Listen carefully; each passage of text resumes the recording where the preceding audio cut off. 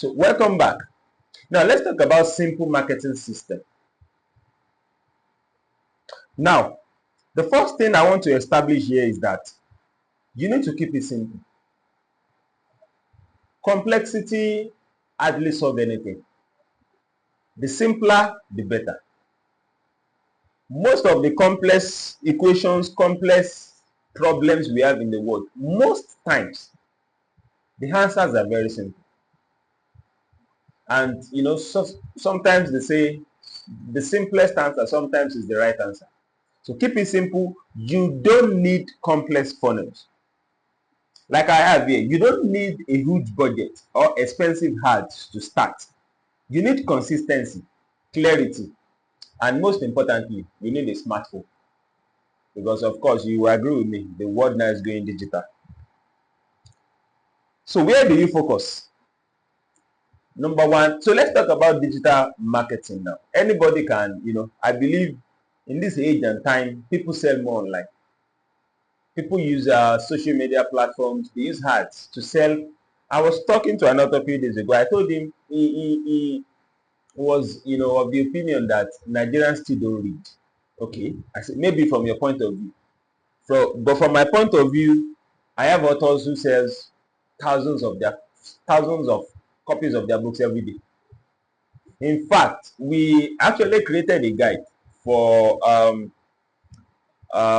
recruitment exams for Nigerian Army, Nigerian Navy, and all. And at a point when anytime these exams are to be held or something, we sell more than 1,000 copies of each copies of these ebooks every single time the exam is to be held. And people are creating guides, they are creating books every single day to solve a particular problem in the society, to solve particular problems in people's lives. And they are selling thousands of copies every single day. So who are the people buying? Okay, if you say Nigerians don't read, who are the people buying these books? And that is what I'm going to talk. And these people selling, they are mostly selling online. They don't go about the road advertising to people. I've written this book, I've written this book and that. They go online where it is easier to meet people at their point of need, to meet people where they're actually looking for solutions.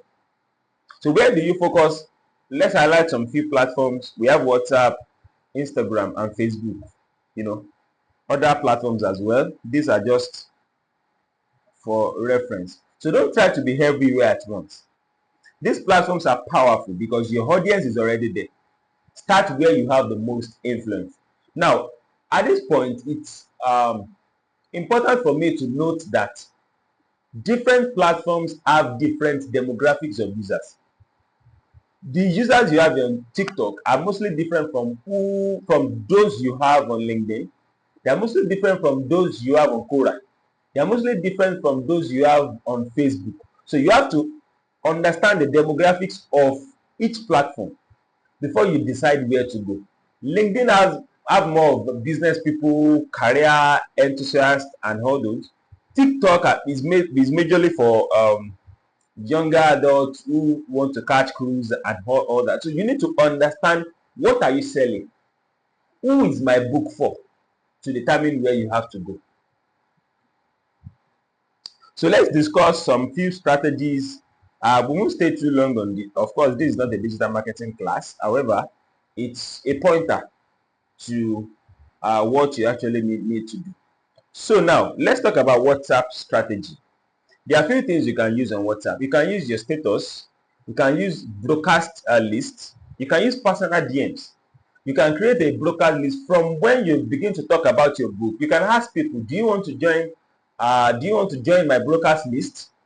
It's more like using email list also. You can decide, okay, do you want to join? You begin to send them broadcast messages, you write short articles about your book, explain what it is they get to find, the solution you've profiled inside the book. Then you talk about it, you send it as a BC. You can continue to post on your status repeatedly. You can send personal DMs. And like I have here, WhatsApp is the living room of marketing. Post snippets of your book on your status and use broadcast list for big announcements. Close the sale in the DMs. For example, if you struggle with focus, I just released the 5-minute solution. Reply focus for the link. These are samples of things you can use on your WhatsApp. So we are talking about the particular content that attract buyers. You teach, you relate, and you solve. So in this context, what do you mean by to teach? To teach means that to provide information on a particular subject matter as you have in your book. So you use your book as a case study to actually teach about a particular thing. Now, what does relate mean? Relate is when you're trying to make the reader understand that you understand, you actually, you get their point of view, you feel their pain. That is what relate means. That, okay, this particular problem that you've provided a solution to, it's something that you've actually experienced. It's something that you've actually witnessed. So you are not a novice in this particular thing. You understand how it works and you've created a solution for it. So you relate with them on the particular problem that you're trying to solve. And then that's the third one, of course, is the solution. You solve. And that is where you give them information on how exactly you have solved this particular problem. It does not mean that you have to go and copy the solution from your book and give it to them, but you make it visible, you make it known, you position the solution you profiled in your book in such a way that it's something they cannot do without. And like I have in my notes here, stop posting buy my book every day. Share value that proves your book actually works. Teach a small tip. Relate to their struggles. Then offer the solution. For example, as I have in my notes here, you can say 3 reasons you are always tired. Then the call to action will be, I solved this in chapter 4 of my new book. One thing about content writing, like I said earlier, content writing is a course on its own, content marketing. And in content marketing, there's something that is very important. It's always advisable to use storytelling. Storytelling is actually good at capturing interest. Okay, in the day 2 of this class, we talked about a simple strategy you can use. We talked about AIDA. We talked about attention, interest, desire, and action. And storytelling is very good most times at capturing people's interest. When you get to the interest stage, it is very, very important and advisable to use storytelling.